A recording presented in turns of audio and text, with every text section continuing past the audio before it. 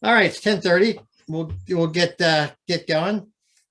Thanks for being here today. I'm having a good time with this. I hope you guys are too. I was a little got to say I was a little nervous getting started. I've never done teaching sessions this much.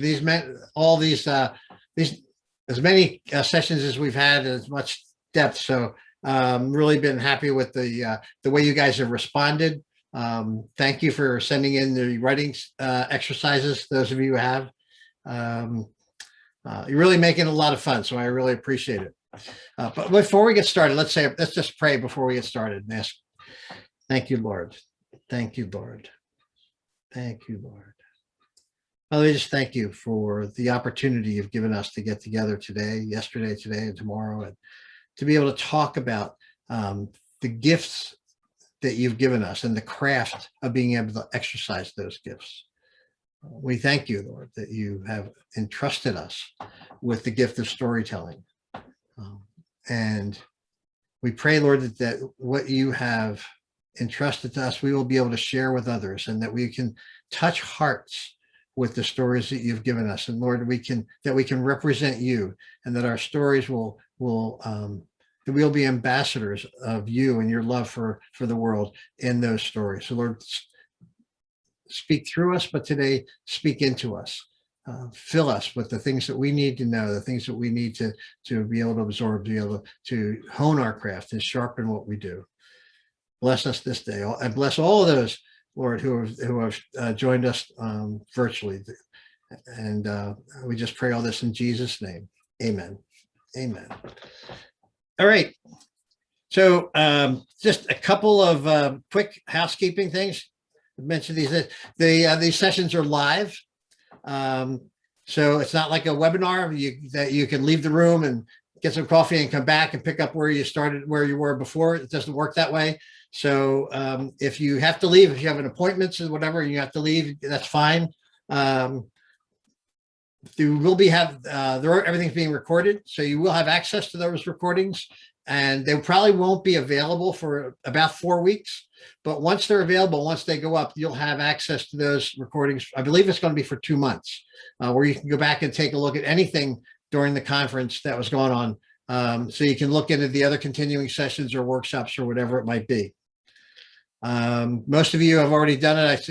I ask you to mute your microphones, and if you have questions, please post your questions in the chat. The last 2 sessions yesterday, I was able to save the chat, and I've answered the questions that came up yesterday. I'll probably share those answers with you either sometime during today's classes or this evening, where we have a special session, an extra session that the conference has given us. Specifically, I asked for one where we can have an extended Q&A, and that is at 6:15 tonight, if you can make it, and it's in the sanctuary. You can go on the dashboard, click on the sanctuary, and that's where we'll be at 6:15 to do a deeper Q&A, and that'll be open forum. It'll probably be a little chaotic, but we'll be able to open up your mics and just have some dialogue and interact as a group. And the other thing, I'm trying to figure out what to do with your writing exercises. I mean, I'm going to review them. I probably have some suggestions and comments, but I'd like to make that session a little more interactive as possible. I'm not quite sure how to do that yet. If you have any thoughts about how to do that, put them in the chat and I'll take a look at it. Okay, so today both sessions today are going to deal primarily with character development. There are a number of other elements that are going to be introduced. I'm taking bits and pieces from a lot of different sources. I try to get them to make sense and they fit. But primarily it's going to be character development. But you might see us do a little side trip here or there for a few things. A lot of what I'm going to share with you today is taken from a series of classes that was presented in 2008 at the American Christian Fiction Writers Conference in Minneapolis. It was presented by an author named John B. Olson. And his series was called, I believe, Writing in the Shadows. And he has a lot of great content. Session 5 is going to be awesome. There's stuff in there. When I went back and looked at this material from 2008, it just struck me. I mean, it floored me. It was stuff that I hadn't looked at since then, but it was revolutionary in a way that it really struck me and said, okay, this is something I need to really absorb myself. So there's dynamite stuff coming up. I urge you, if you can, to be with us for that, because it's really good stuff. Better than, it's all good stuff, but that's it. We're going to look at what high concept today, just before we get deeper into character development, because I think this is an important part of what we need to be thinking of as authors. John, in his presentation, he had a section where he talked about 5 major elements, the 5 key elements for breaking into the writing business. And I thought that might be of interest to you, just on its basis. But one of those elements is high concept, and I find that for me was a really important to go over. So we'll use a little bit of what John's talked about as these 5 techniques of breaking into the business, but primarily it's going to be high concept. So his question: why would a publisher who has a whole stable of proven writers want to risk $30,000 to $100,000 on somebody who's new and unknown? Why would he do that? And it's important for us as writers to understand what editors are looking for, and to be able to show the editor why they should take a chance on us. There are a lot of people who are going to have to get on board for us to get published. And even those of us who have been published, and there certainly are those of you who have already been published, but even those of us who have been published, we have to sell ourselves each time we have a work that we want the publisher to pick up. So there are a lot of people who have to come on board, but the first is the editor. And the editors have there's a certain mindset that they have that we need to understand and then overcome, in a sense, because the editors are looking for a proven audience. They're looking for a project that they can get past marketing and sales, and something that you can help them with marketing and sales. I don't know if you know, usually in the process, your work will go through an acquisitions editor who will see whether they feel it's valuable enough or worthy enough to go further. It will then be presented to an editorial board, and there'll be a number of people who will discuss your work and whether they think it's a viable project or not. And then there'll be a marketing board, and marketing and sales.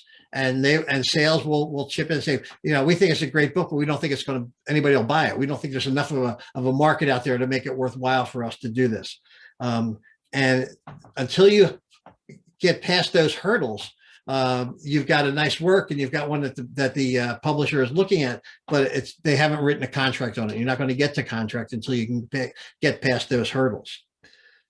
So if you have an editor that really has a project that they feel that they can get wholeheartedly behind, it helps with getting past those hurdles, the editorial board and the marketing board and the publishing board.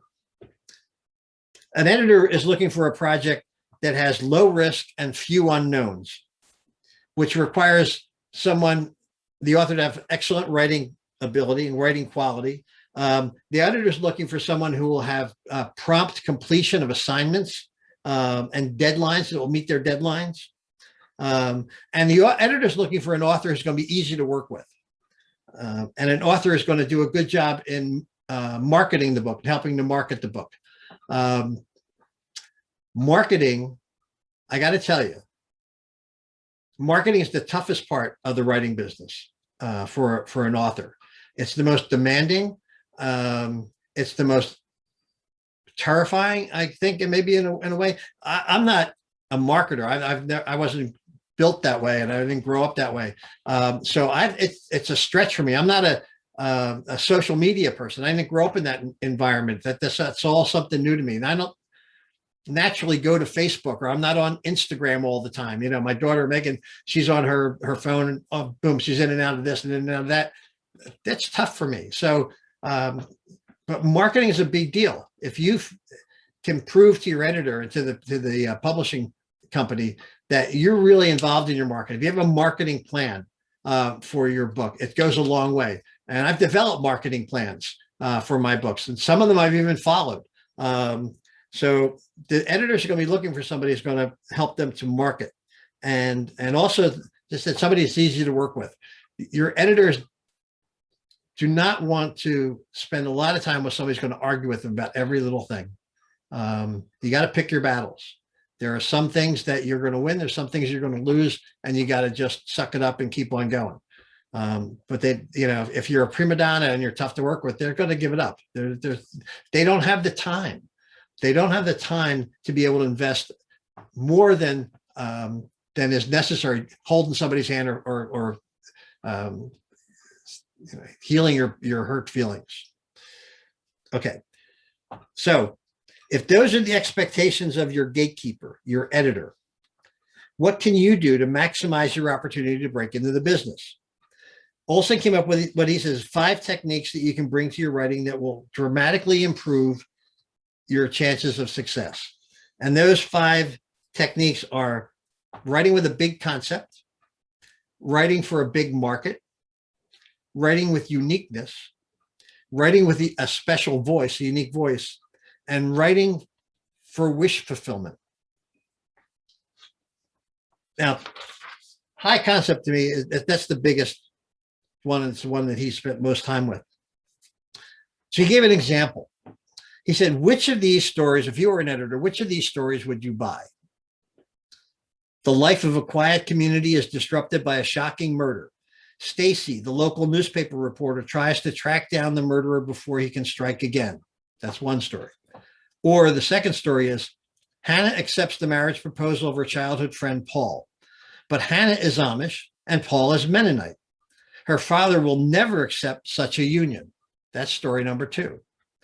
Story number 3 is Kate wants to get an abortion, but she doesn't have any emotional or financial resources. So she goes to her grandmother, who tells her stories about their family's legacy. Story number 3. Fourth story is a decorated Iraq war vet returns home after a long tour of duty, but his struggles with PTSD alienate him from his family and friends. He's rejected, alone, and at the end of his rope until a cloaked officer appears in his bedroom. The colonel says he's the leader of Nightshade, a covert operations unit that specializes in recycling discarded veterans. And he has a mission just for him. If you were an editor, which of those would you buy? If it was me, I'd buy number 4. Yeah, number 4. Door number 4. Go through door number 4. Why? It's not that those other ideas are bad ideas. They're good ideas. They're interesting. They could definitely make good books. But if I was an editor and somebody came with me and said, I've got a story about a covert operations unit that specializes in recycling discarded veterans, I think, that's cool. That's a good story. That's high concept. That's as simple as it can be. High concept. It's that nugget. The high concept is the selling point of your novel. It should succinctly suggest what your novel is about. It's not the plot. It's what is the core of it? What's at the life of it? And that line, a covert operations unit that specializes in recycling discarded veterans, that's going to hook any editor. I can't imagine that there's an editor in this country who would hear that and say, I want that idea. And that's what happens. Because if we need to create and articulate a concept that editors will be interested in, even if they don't know whether we can write that concept or not. Because with a compelling high concept, marketing can think this is something that will be an issue and we can get out in front of it because it'll still be important in the future. And the editor, when they get a concept like that, they get an idea, they begin writing that story in their head. They begin to own it right away. They get the idea and say, I can get excited about this idea. I don't know if this person can do it that well, but I love the idea. high concept is not your elevator speech. It's that small, pithy nugget that encompasses all that your story is about. And when it's compelling, editors are going to quickly get on board and say, this is a great idea. We need to get this idea. They don't even have your book. They just want the idea. And as I said, they start writing that story in their own heads. And usually there's one editor, two editors, a couple editors that get together. And if they love the idea, they'll begin to see it in their own minds. They'll start running that tape. They'll visualize it in their own minds. And then it becomes their idea. And they are on your side. And they're looking for excuses to publish that book because they've owned that idea. They're willing to do it. They're willing to just to get the idea. Now, one thing you gotta be careful about, when an editor begins to own an idea and starts writing in their own mind, they're gonna come up with things that you don't have. You know, they'll say, well, I'm thinking it should go this way, but that's not what your conception was. So you have to get into those dialogues with your editor and say, no, this is my idea. This is my book. And convince them why you should go in that direction. Just as an aside, second book I wrote, Brotherhood Conspiracy, the publishing house gave it to an outside editor to do some work on. And that editor changed the book, changed my voice. They changed, it was amazing. I went through every page was there was something significantly different about it. And I went back to my publisher and said, this is not my book. This is this guy's book. It's not my, it's not. And they said, okay, you're right. And they threw that out, and we started from where we were before. And they didn't take that editor's suggestions. So your publishers are going to listen to you. They are invested in the project, and you have some power as the author to keep it your work. This is my work. But remember, the editors are the final say. If they say no, we're going to go this way, then either you say yes or you say, no, I don't want to be involved, and you make that choice. So the nugget, the high concept. I want to tell you two stories. When I attended my first writers' conference in Philadelphia in 2005, I came with a manuscript that I'd written years ago. And I went to the writers' conference to see if that manuscript was any good. And I came with an idea. At Philly at the time, when we were all in one place, they had a orientation meeting for first timers the night before. And I was at that meeting, and it took me about 10 minutes to figure out that no one should ever see this book that I wrote before. So I put that aside. It was that bad. Nobody should see it. But I had this idea. So I sat in the back of the room, and I started just on a pad writing out, trying to flesh the idea out. And then the first timers would get up and share their idea, what they're working on, with the rest of the group. My idea was, what if the third temple of God had been built underneath Temple Mount, that the Jewish community in the 11th century knew that they never get their temple on top of Temple Mount because the Alaska Mosque and the Dome of Rock was already there. But they built their temple under Temple Mount in a big cavern, and it was still there today. What would that was the idea. And I started fleshing that idea out. So a fellow writer told me when I shared my idea, she said, you know, if you write that story and come back next year with it written, I'll introduce you to my agent. And she gave me the proposal format to put it together. And then which she did, by the way. I was afraid she was going to steal my idea, but she did. The next year I had it. She took me to see her agent. She introduced me to other editors, her editor and other editors at the conference. It was like I was being led around by the hand, saying, here, you got to talk to this guy. You got to talk to this guy. It was awesome. It was the hand of God. Oh, I love your dog, Fawn. Oh, that's cool. Thank you. I was talking to an editor. I was pitching my idea to an editor. I can't remember, Bethany House. I can't remember her name. I can see her face. And so I was telling her about this story and how it involved Charles Spurgeon and all this stuff.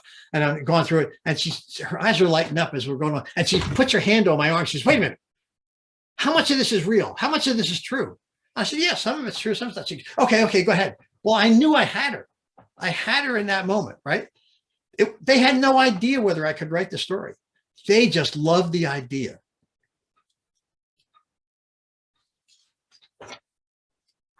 So the Sacred Cipher, that was my first book about the Hidden Temple. And when it got to Kriegel, my agent sent it out to 13 publishing houses on the first go round. The acquisitions editor at Kriegel got it. She stayed up all night to read the whole book to get through to the end. And when she got to the end, she said it gave her shivers. Woo! So, so I had her, and she was the one that went and built a group of advocates for me at Kriegel because she loved the book. It's that kind of stuff that a high concept will give you right from the get-go. You say, this is a book about that the third temple of God was built 1,000 years ago under Temple Mount and is there today. And how's that going to impact the geopolitical stuff that's going on in the Middle East? Well, I thought, this stuff is a snap. Here I got one book. I wrote my idea. Everybody loves it. I got all these people that are saying it's great, it's great, it's great. There's nothing to this. I'll just write a book every year and I'll become famous and all this stuff. Well, Proverbs 16:18 says, pride goes before destruction and a haughty spirit before a fall. Well, I wrote a second book. It was called Hunger's Ransom. And this is before I got into making a series. I didn't have any idea Sacred Cipher would be a series. It wasn't written to be a series. Just so many people wanted to know when the sequel was coming out that I had to do it that way. But I wrote the second book, and I wrote it quickly, and I thought I knew what I was doing. And I got to the same acquisitions editor, and she read it, and she said, "This book is not anywhere near the quality of your first book." And they rejected it. I was crushed. I was crushed. I thought, oh no. But God bless her. She then went and wrote out pages and pages and pages of suggestions about how to fix the book. I don't know how many acquisitions editors will do that because she was really on my side. I really got an ally there. Life intervened, and I had so many people wanting to know when the sequel for Sacred Cipher was going to come out. I put Hunger's Ransom aside, and I wrote the sequel to Sacred Cipher, which took 4 years. My daughter Megan said, "Well, Dad, your world in your first book was this big, but now you've got the second book. Now your world's this big, and you got to fit it into that world." And that's true. So my point is that Hunger's Ransom for me was a defeat. And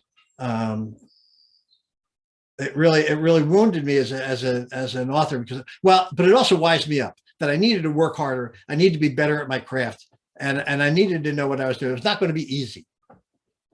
Let's fast forward to ACFW in Nashville in 2000 and whatever, I can't remember.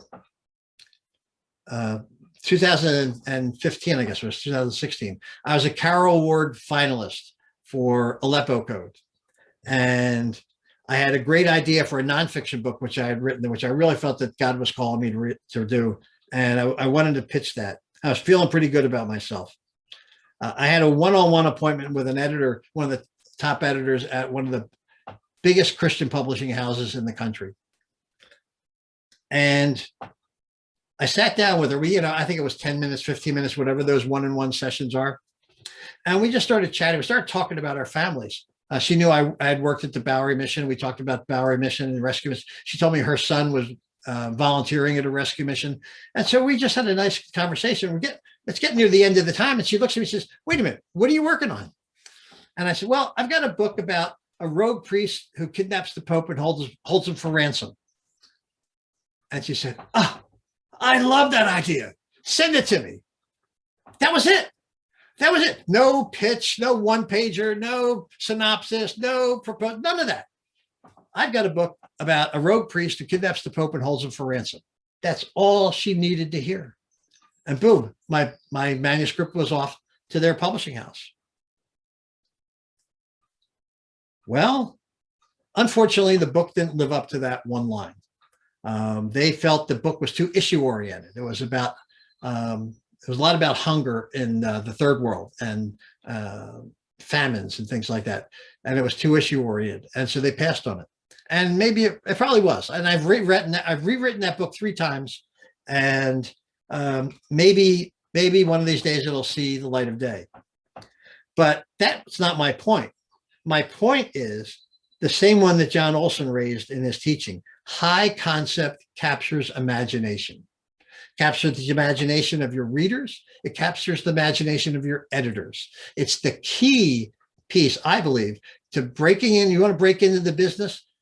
Figure out what your high concept is. If you're working on a book, you have a work in progress, and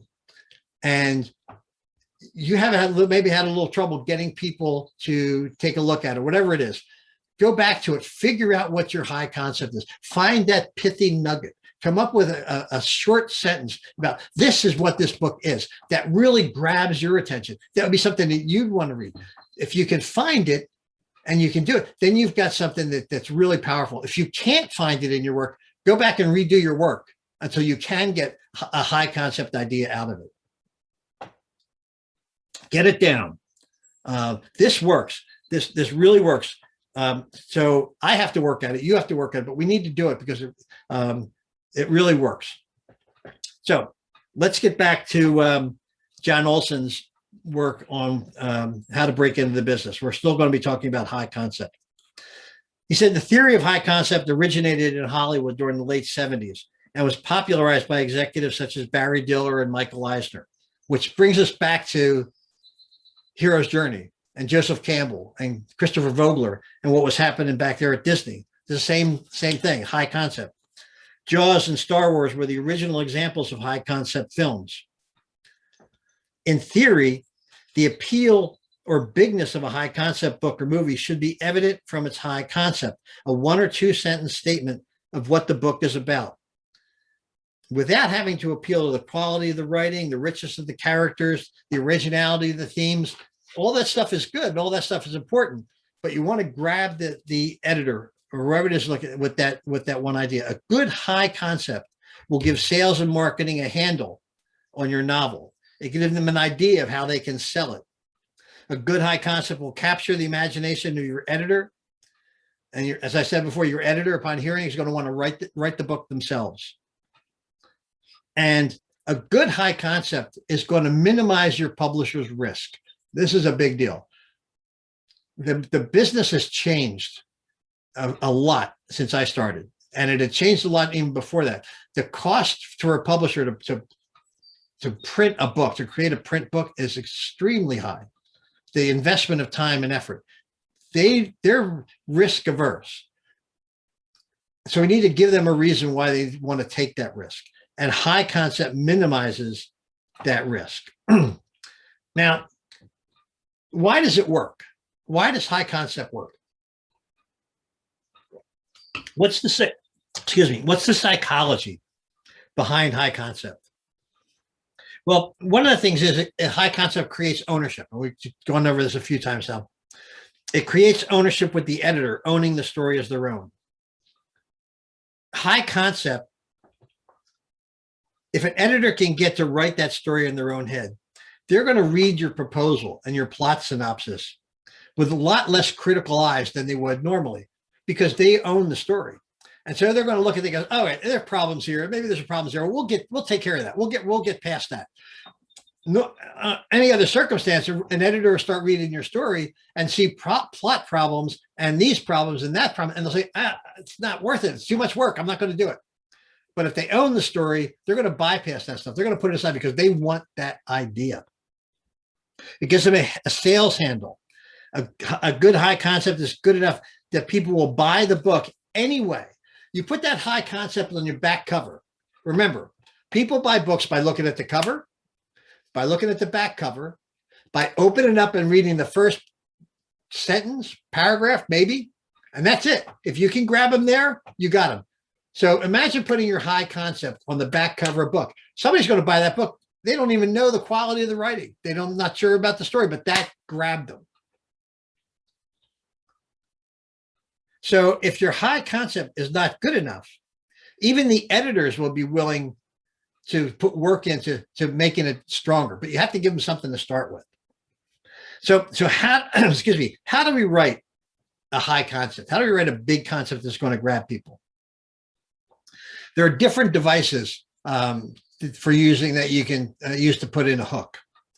You can use paradox, which is a situation that really doesn't resolve. It just keeps on churning. Olson gave this example that 3 grad students invent a fictitious scientist and publish under his name. And everything's working great until the fictitious scientist kills somebody. Well, that's a good idea. That's interesting. Or you can use some kind of implied conflict in the book. Your hero meets his son's fiance only to discover that she's the woman that he had an affair with. Ooh, so how's that going to resolve? It gives editors a lot more to work with in their story development. And it gives readers wondering that what's going to happen in the story. They begin to own it. You can create a twist. Olson offered this one. I didn't quite get it, but I'll share it with you. Maybe you get it better than I do. He said, create a twist. This is the twist. When their findings don't fit Darwin's theory, only the fittest will survive. I didn't get that one. But a twist will catch somebody's interest. There's a what kind of an idea, like those who don't learn from the future are destined not to repeat it. What? But it grabs somebody's attention. And that's the idea. If you want to hook something, how's that going to happen? Another way to hook that you can use to develop high concept is that darkest hour, that impossible situation. Something that they're at the end of the rope. How are you going to get out of this? You know, the great cliffhanger. He gave an example of an explosion rocks America's first manned mission to Mars. Who will live and who will die when there's only enough oxygen left on the ship to support one of the 4 remaining astronauts? So how's the author going to create a happy ending out of that one? Or you can use an implied mystery. Those 4 astronauts, what if they find a 5th set of footprints on Mars? Even though there's only 4 of them in the ship. Something they're going to have to figure out. Okay, so maybe you're sitting there thinking, I got a work in progress. I have no idea what my high concept is. I don't know how to develop it. Well, don't throw it away. There are things that you can do in your story right now to help you develop more of a high concept. You can retrofit your story to get it to have a high concept. You can do make character adjustments. One of the great exercises you can do, give yourself, is to ask what if questions. What if this character, what if their wife died? What if they got lost their job? What if? Find yourself using what if questions and make them as outrageous or as you possibly can. Plausible, but kind of edgy. Because if you ask those what if questions of your character, you're going to be pushing them further and further away from where you are right now. Here's where you are with your character. You say, well, what if this happened? And what if that happened? And what if that happened? You start moving your character away from where and maybe you'll find a place where you're developing more of a high concept. You want to add another level of tension. Look for adding levels of tension. Your heroine is chased by a monster, but your heroine is also paranoid schizophrenic. Is there really a monster? And you want to heighten that tension all the time. I mean, Tension on every page. Remember, tension on every page. You want to be looking to heighten tension all the time. What can you do to make this situation worse? How can I make my character suffer more? So you want to add problems that can never be solved. It's impossible. And then maybe in some way you figure out how to work it out. But your hero, your heroine should be faced with issues that are so impossible, so monumental that there's no way they're going to make it happen. Those kinds of things force you to become clever, because it forces your characters to become clever. How are they going to solve this? It forces your readers to become clever, to be able to say, well, where is this going to go? Because your reader's always trying to remember, they're trying to stay 2 steps ahead of you. So they're trying to figure out where you're going before you get there. You want to make the bad stuff, the dark stuff, the scary stuff, make it darker and badder and scarier. Give the hero something that's even more impossible for them to accomplish. Or you can make plot adjustments.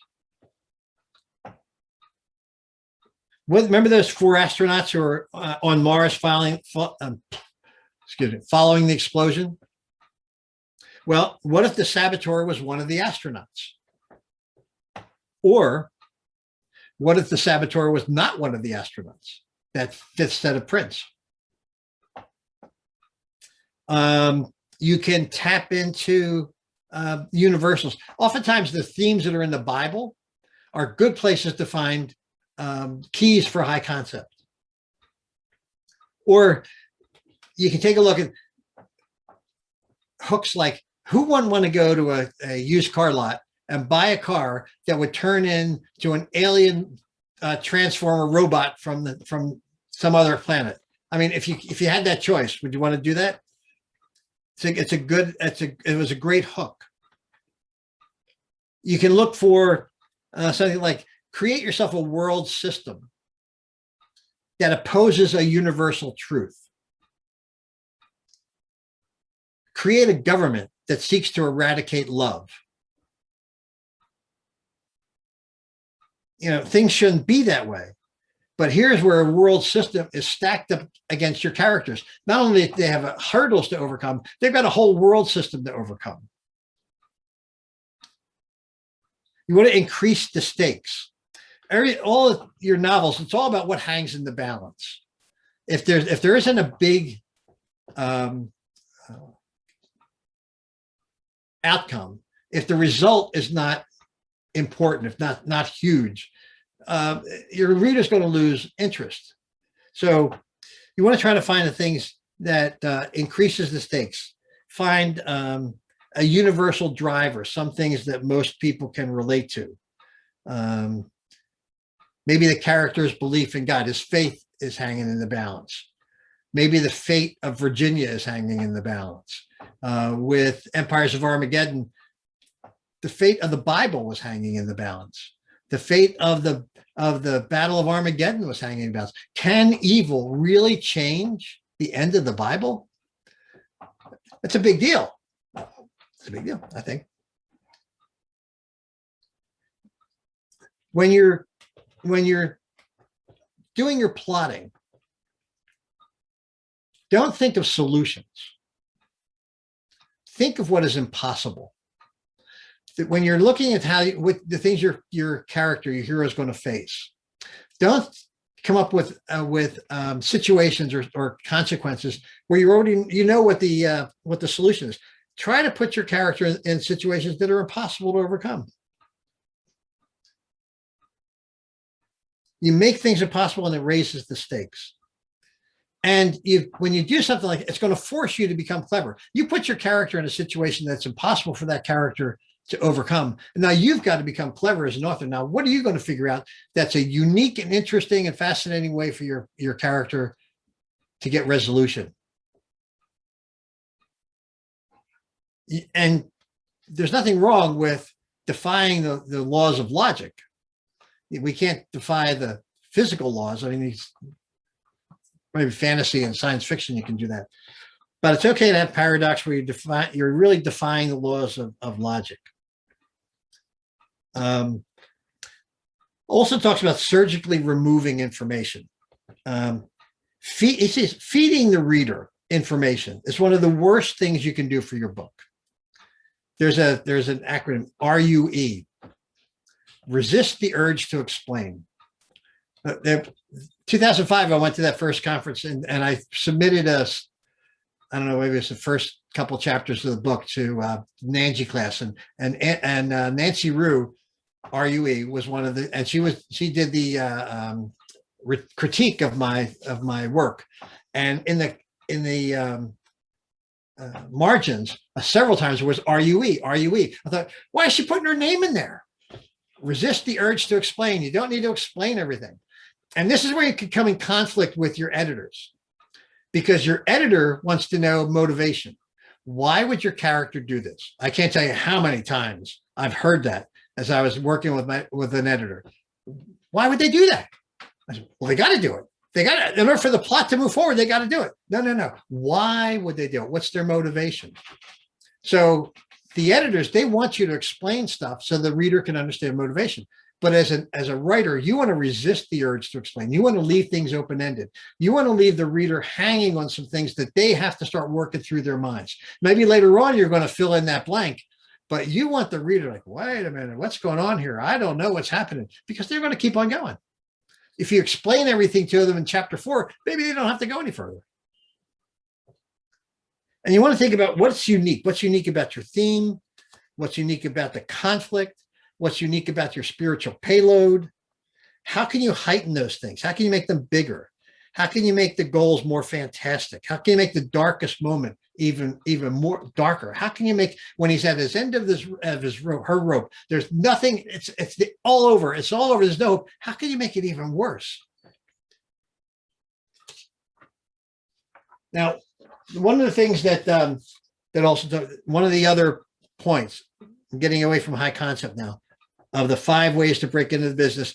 The second one was to find a big market for your book. This is not easy. I'm not going to spend a lot of time on marketing or markets. There's other courses that do that. There's plenty of ways to get that in other places. But there are ways you can influence an editor, if not only if you can target a large market, but if you have strong and valid strategies of how you're going to be able to attract that market. My first book, Sacred Cipher, was one of the opening settings were in the Bowery Mission in New York City, in a rescue mission. I was working at the Bowery Mission at the time and wrote about it. That became my thing. Was, what if there was a room hidden behind the organ pipes in the chapel of the Bowery Mission? Now, I knew it was up there myself. I had been up there. I knew what it was. But I created the office of the first president of the Bowery Mission. In there was all these ancient books, and that's found this stuff. Where was I going with this? Oh yeah, market. So I thought I could tap into the rescue mission. There's rescue missions all over the country, and that's going to be. I can make that as an access point for this book. I tried, never happened. But if you have a valid strategy and ideas of how this is how I'm going to attack this market, this is going to try to attract this market, that goes a long way with an editor. And it'll certainly go a long way with the marketing team. At least you're trying. At least you got some ideas.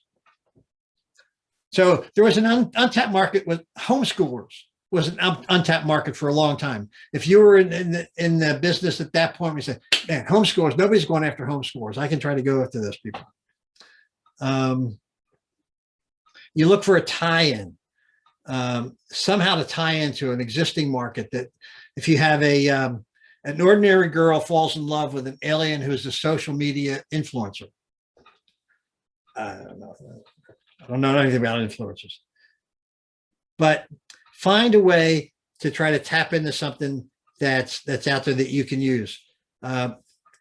Look for a twist and a successful idea, and find a way to twist it. They got a lot of Mennonite romances out there.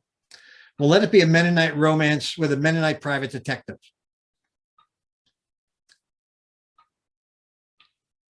Find a topic that has future relevance. This is a good one if you can do it. Find something that is going to be important to people and to our nation, to whatever, in 4 years. That's going to have an impact in 4 years. because believe me, it's going to take years for your book to get to print. Usually it takes at least 2 years.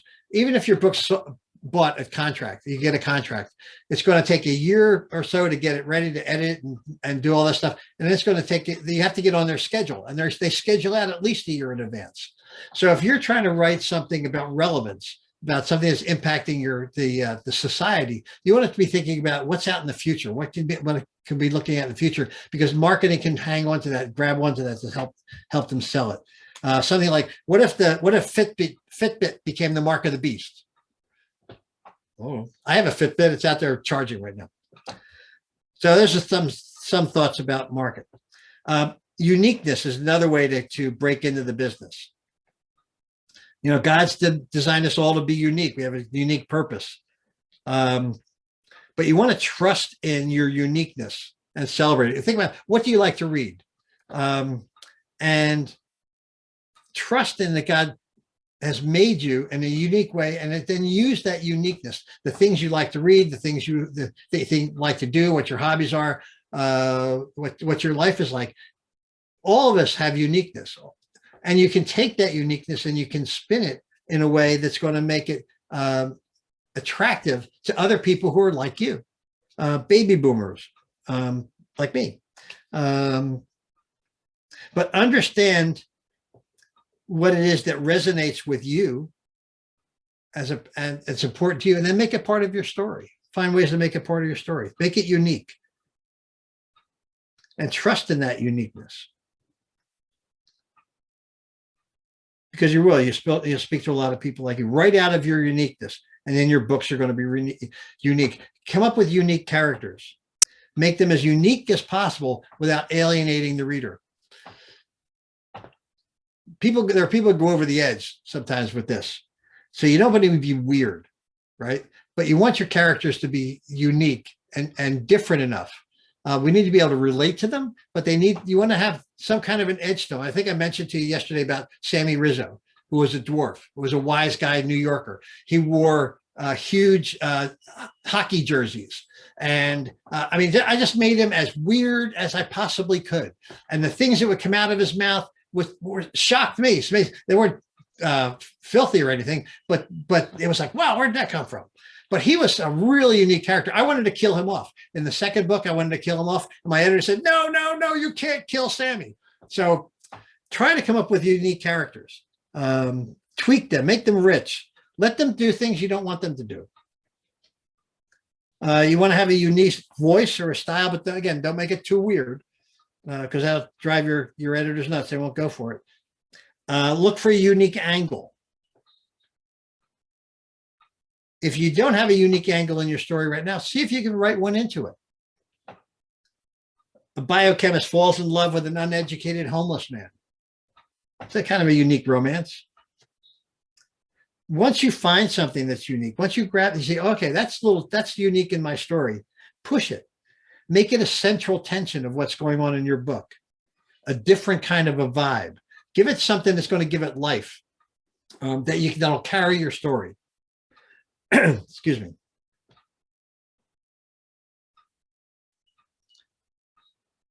When you have a unique angle, it helps the reader to fall in love with the experience that you're giving them. It accentuates that experience. Sammy Rizzo accentuated the experience of the readers going through that book. I'm sure they look forward to Sammy's scenes.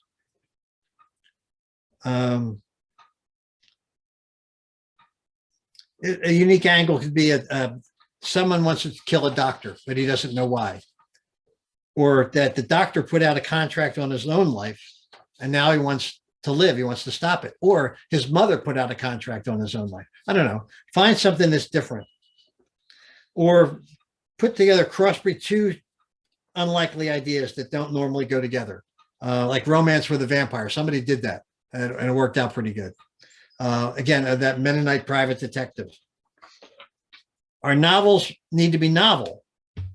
But remember, we're faced with a risk-averse industry. Editors are jaded. They want something different. Marketing and sales, they want something predictable. You need to give them both. And novelty sells, but publishers are too conservative to take a chance on something new. So you look for areas of innovation that will satisfy you as a writer, but it will also work for the industry, will work for the publisher in giving them something that they can sell. So we're looking to what you want to look to see if you can add uniqueness to your story.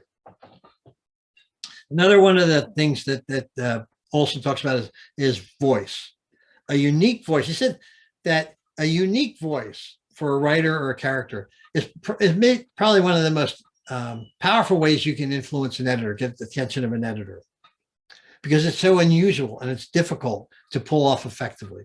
And it really is. And if you want to try to come up with a unique, find some books that have been written with unique voice, different kinds of voice. I'm sorry, I don't, off the top of my head, I can't think of them, but there are books out there that it's like, this is really different. The way this author presents it, and see how they do it.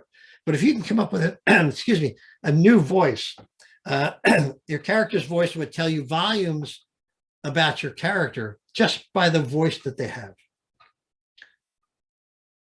And then your reader can think that they get to know that person by the uniqueness of their voice. A unique voice can describe a tree and tell you more about the character than they do about the tree. And Olson, his thing is about the writing in the shadows. Writing in the shadows is suggesting things the reader picks up without realizing you intended it. That's what he calls writing in the shadows.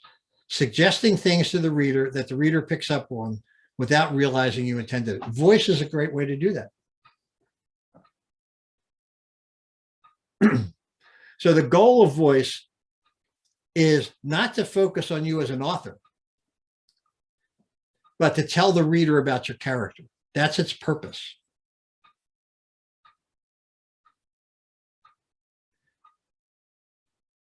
What's going to be what you're trying to tell the reader from the universe of the character, what's real. Excuse me.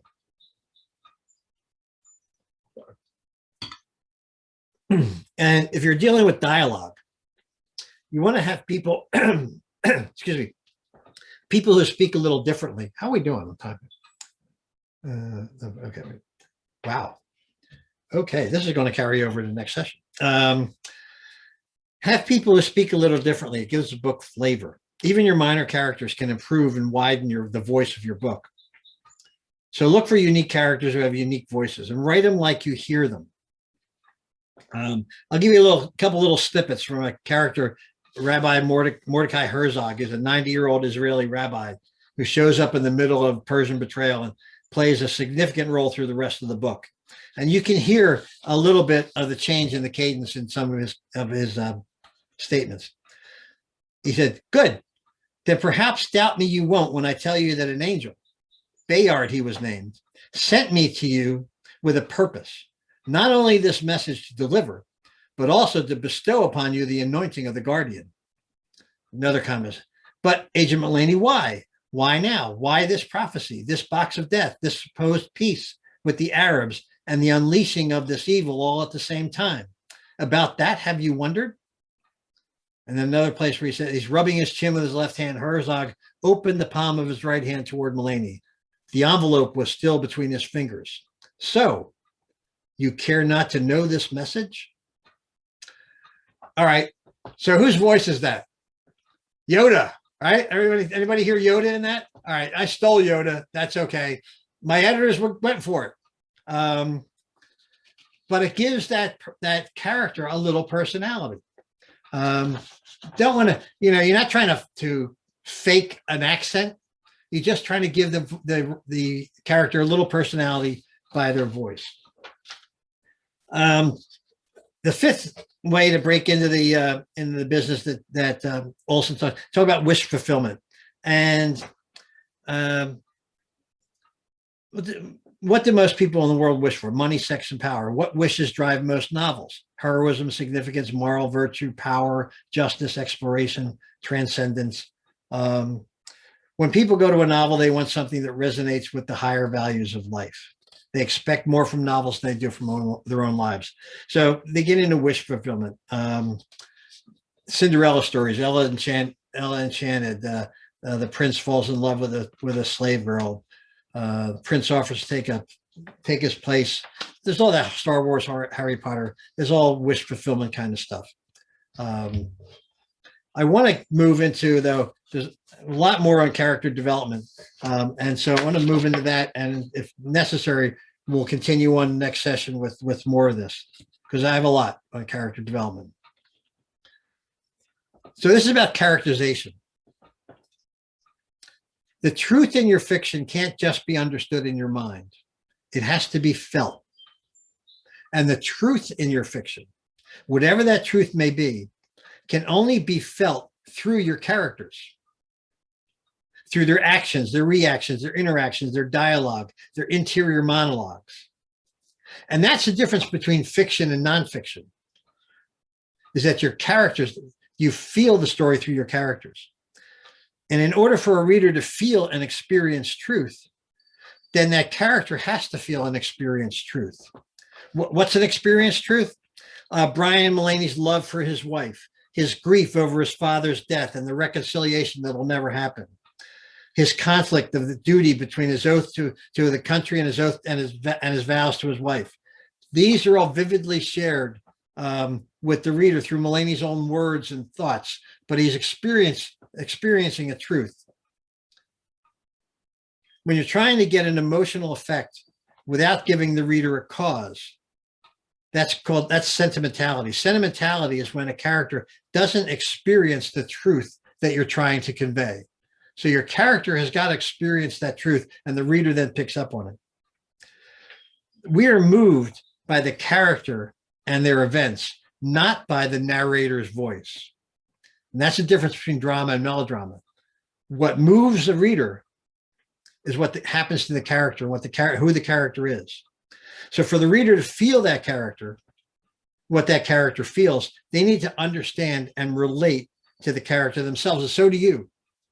If you, as the author, you need to have a character that you can relate to, and you can bond with, and then you share that relationship with the reader.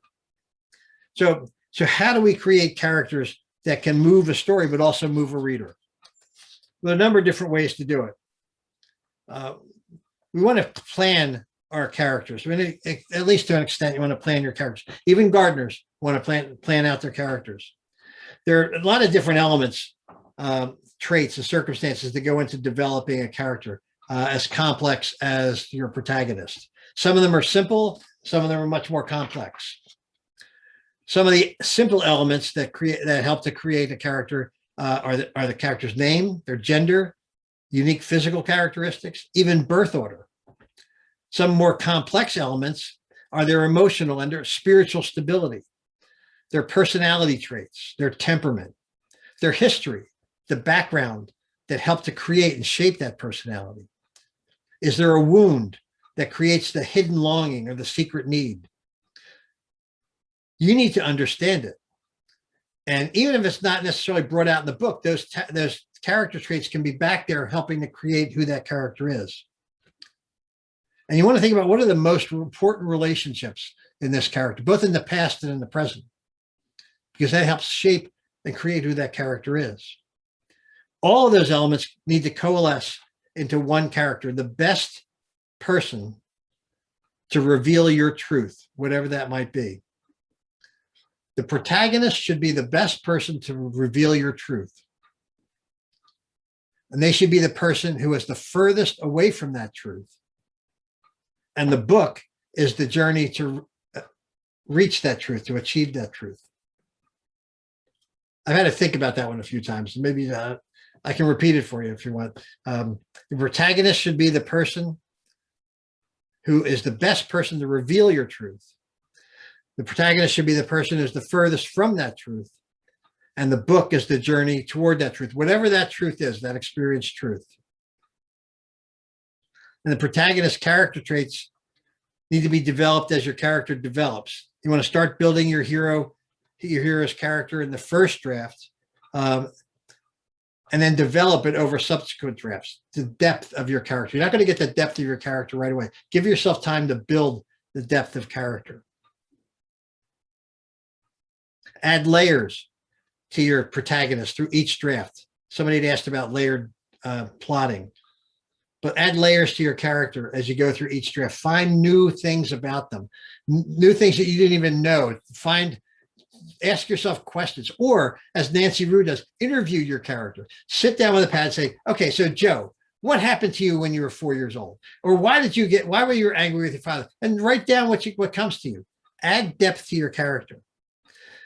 As you build your character, if you build your characters first and build the depth of your characters, oftentimes your plot skeleton is going to create itself, because now you know all what's going on with the character and what's going to happen, what needs to happen to them in order for them to reach the goal that they have. Now, your antagonist needs to be the biggest obstacle keeping your protagonist from reaching his goal. And your antagonist has to be on the same plane, has to have this, I'll explain. If your protagonist is the CEO of a multinational country with a company and flies around in the corporate jet all the time, and your antagonist is a homeless man who lives on the street in Detroit, there's no comparison. There's no way that homeless man is going to be able to compete with that CEO, unless maybe it's fantasy and you figure out a way to do it. Your antagonist, your protagonist, those people, they have to have a similar balance. They have similar amounts of power, similar influence, similar. They need to be of the same. Your antagonist needs to be as bad as your protagonist is good. He has to be so vile, more vile than your protagonist is good. So there needs to be a balance. They need to be equitable adversaries, so that as your conflict gets closer and closer, as you get further and further in your book and the proximity increases, there's a reason you say, yeah, this is an equal fight. This is even though my antagonist, my villain, the Turk is a fallen angel. My hero is Brian Mulaney. He doesn't have the powers that the fallen angel does, but Mulaney has a good angel behind him, over his shoulder, who's helping him out. It equalizes the battle.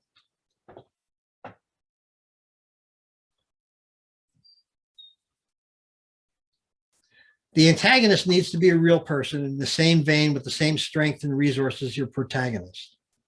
So you need to discover the same things about your antagonist as you do about the protagonist. The elements that make up their personality. If you do character biographies, you need to have as much of a biography about your villain as you do about your hero. If you do arcs, if you do character arcs, you need to have as much of a character arc for your villain as you do for your hero. They need to be as complex and as thought out and thorough as your protagonist. So they're equal enemies. Your antagonist needs to have a goal. He needs to have his own agenda. And what makes this character the best vehicle for standing in your protagonist's way? What makes him the best block, the best enemy?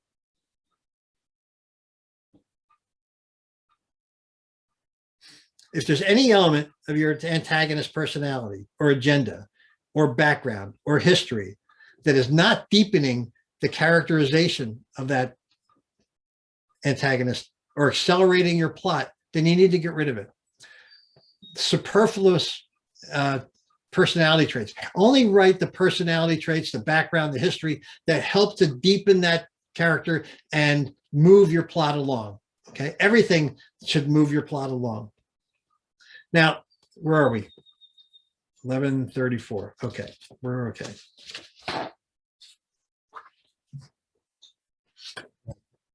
All right.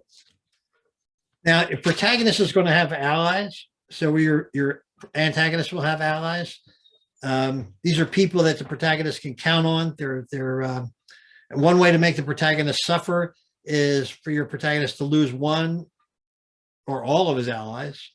Somebody dies, or they can't help anymore, or they're arrested, or they go to jail. secondary characters, and your character, your protagonist feels the loss. Well, then I don't have them anymore. They're not behind me anymore, and they know all this stuff. So maybe they're going to turn on me. Your antagonist, your villain has allies, bullies. They always have cronies. Make your cronies really cool. The Turk, his number one henchman is a guy, Asan. Asan wears a cloak with a cowl over his head, and he's really so thin, he's like a cadaver. And when he moves, you don't see him walking. He just sort of glides across the floor. Make it really weird. Give him some good cronies. The law of the West is really bad guys always have brothers who seem to ride along forever, and they're always getting in your hair. And an antagonist, villain's allies could be a lot of different things. Their allies could be a society, it could be the weather, it could be the law, it could be the government, it could be a lot of different things. It doesn't have to be necessarily people. But you need to know these people. You need to know even the allies, the good guys' allies. You need to know them as people and give them something unique to make them stand out. Oftentimes, the allies are the buddy and the sidekick, and they're a real foil for the hero to play off, and also for the villain to play off. So there are some rules for the protagonist. You have to make the protagonist suffer from things that are beyond their control. There are things that stand in the way, things that they have brought upon themselves, perhaps, but they have no control to resolve them. You have to allow their attempts to reach their goal to fail. It's not a smooth sail. Once the protagonist enters into that story world, you don't just sort of glide right in and get the goal. You need to let them fail. You need to fail and fail over and over again. They can make progress, but they need to fall back. It's the whole rib thing. They can make progress, but then something has to happen to knock them back. Don't make it easy on them. And then you get them to the point of no return, and that bleakest moment has to be the bleakest thing that can happen to them. What's the worst that can happen? And they make it worse. One of the good rules to use is get into the bleakest moment, the end of the rope. It's all over, and then make it worse. But do it 5 times.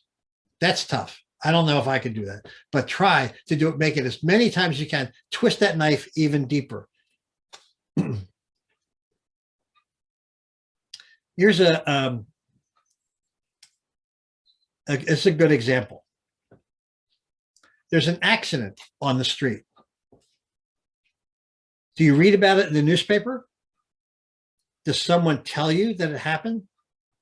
Do you see it happen? Or are you in the car when the accident happens? You need your characters to be in the car. They need to be in the scene. They need to be in the action. They need to be where it's happening. We don't want to observe everything. You need to be in the car, and you need to make that crash that as terrible as it possibly can be.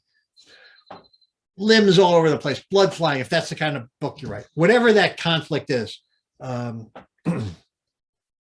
get your protagonist, they have to question their assumptions at some point. And this is I don't believe in rules, but there are some. This is a rule that you really want to do. As your protagonist is going through their quest, they have to get to a point somewhere where they say, wait a minute, is it really worth it? Am I crazy? Am I crazy to be chasing after this thing? I got my wife and my kids back there in Virginia. I should be back there taking care of. Why am I bothering with this stuff? And then the call comes back to them and why they're involved and why they've been drawn into it. But they have to question themselves about what they're doing, their assumptions. Even if it's a good goal, they have to be wondering if they're doing the right thing. Tension on every page. There's no tension in sitting around talking about things or thinking about what happened before. Tension is not a rehash of what's gone before. And give your protagonist qualities that work for them and help them sometimes, but then become problems for them and hindrances for them. Nobody's perfect. And when you're dealing with your characters, we all want to, you want to describe your characters to your reader, so that your characters can visualize, your readers can visualize that character in their mind. But don't do a data dump. Don't like take 4 paragraphs. You introduce this character, you take 4 paragraphs to describe who they are. It stops the action. It's just like backstory. You got everything's going on, all of a sudden you say, but yeah, but 3 years ago this happened. If you're going to insert a description of your characters, do it piecemeal. Do it a little bit at a time. You know, he was his Mulaney looked like an NFL linebacker that's 6'2", 250, whatever. And that's it. And then maybe later on you tell them what kind of hair he had or color eyes he had or whatever. But don't do it all at once, because it stops the action. It slows things down. Find a particular detail, some telling detail that tells us something about the character that you throw in there. You can also give descriptions from another person's point of view, a different character. If you have you're in a different character's point of view, they can share something about the way your protagonist looks, what your main character looks like from their point of view. Now, what do we got? 4 minutes. Okay. So this is about villains. We'll talk a little bit about villains and then we'll probably be done. Your protagonist's best friend can be an antagonist, but they can't be a villain.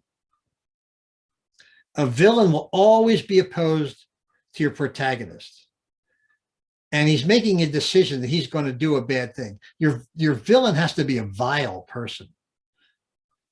So your protagonist's best friend is not going to be a vile person, but they can be an antagonist. They can be an opposition to your protagonist, trying to be keep them from what they're being called to do. A villain is an antagonist, but an antagonist is not always a villain. Your villain has to be equal and greater strength and resources and courage as your protagonist. Now, there are different kinds of villains. Sometimes there's an accidental villain. It's a character who has a fatal flaw. Does not really set out to do wrong, but sort of gets sucked into something that is outside their understanding, and he has a weakness that moves him further and further down the path and it gets him in trouble. So if that's the case, if you have an accidental villain who's going to be sucked in, set up their fatal flaw early in the book.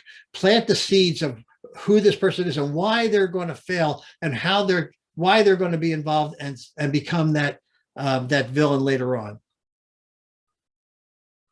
And if you're going to have an accidental villain, you want to use his POV, his point of view, a lot, so that we can understand his motivation, his angst, his grief, his reasoning. He can even bitterly resist his villainy and regret the way he's going. But even when he does, he's going to keep on going. He's still going to make that decision. Pardon me. And even though what he does may be little, it has to have humongous consequences. And then there are intentional villains. Intentional villains this is the guy who plans to sin. He plans this crime carefully. He's out to ruin the world. He's out to ruin your character. He's out to ruin something. He's determined to do some bad thing. That's an intentional villain. But there are also surprise villains. Now, surprise villains are usually introduced sympathetically, and we don't see their evil until later on in the story, and then it's revealed.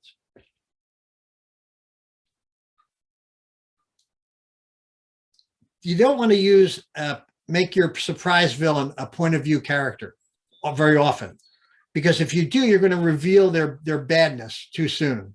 So they're a character, they're in there, but try not to get into their point of view, their motivation stuff until later on when you're going to bring out the surprise.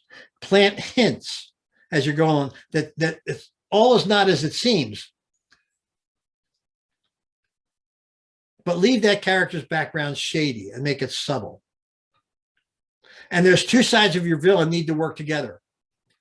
Both the good side and the bad side have to be credible and to be in the same person. And then there's the ultimate over the top weirdo villain. He's unrepentant, untextured, bad guys, no redeeming qualities at all. This is the Joker in Batman, the Emperor in Star Wars. They're weird and they're freaky and they're just totally evil. The appeal of this villain is not their realism, but their novelty. You make him different than anybody else's villain has ever been. Your reader's going to buy into it. They know this guy's a bad guy, so you can make him as bad as you want. Stretch your imagination. Give this villain larger than life beliefs. Try to match the evil to the same as Lecter's good. The hero's good. He's talking about Hannibal Lecter and Clarice. And whatever your hero's weakness is, make your villain stronger in that area, because that helps to create that great conflict. And if you have this ultimate weirdo villain, this unrepentant villain, you want it to be so far over the top that it evokes a lot of sensory details. You want to have a lot of involve that villain in a lot of textures and sounds and sights and details, because it becomes a sensory person. You want to make that word very, very real, because then we can buy it. We can see it. We can taste it. We can feel it. You want to have fun with it. So that's a real challenge. If you have a real weirdo villain, you really need to create that villain. You need to create their world and make it real. So when your reader can buy it, they can get into it and they say, okay, I can get it. I can get it. The Turk lived this dark in these caverns and stuff.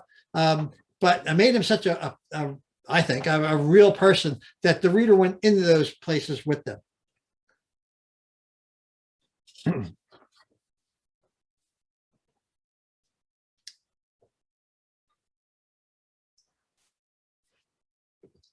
Yeah, I think we're over time. So I got most of it done. That's a lot of characterization. We're going to do some more about some of the elements of characterization. We're going to look at point of view. We're going to look at show, don't tell. We're going to look at how you can take characters, bit characters that are just part of your story and make them really important in the way you show your story. And we'll do that this afternoon. I have to hold on. I have to save the chat. Don't anybody go anywhere. No. Terry, would you like me to stop the recording for you? Yes, please. I'll go ahead and do that since you're saving chat. I'm saving chat. And I'm going to stop recording.